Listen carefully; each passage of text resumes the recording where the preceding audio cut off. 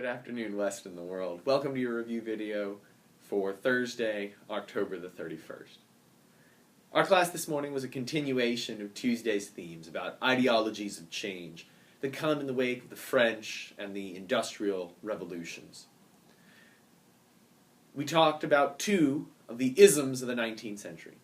We started with Darwinism, very briefly, merely to say that Darwin's ideas about natural selection introduce into Western thinking an explanation for phenomena in nature that had previously only been attributed to the direction, the causation of divine intervention.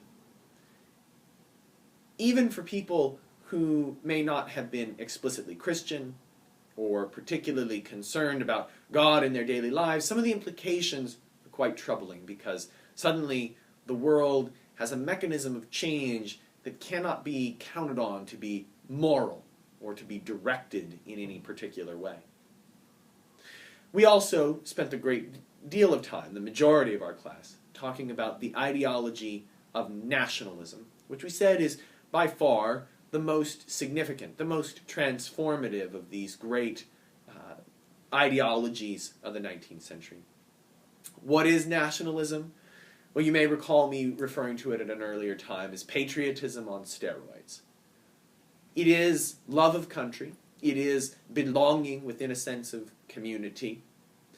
But it is more than that. It is the inherent belief that to belong to one particular national community is somehow superior than belonging to another.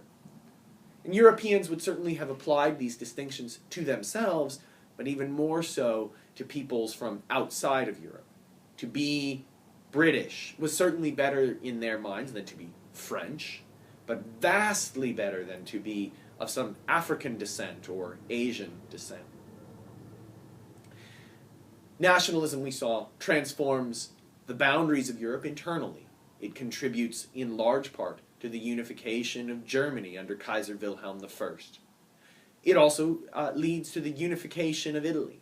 And although we didn't mention it, it threatens the security of multinational empires like the Austro-Hungarian Empire.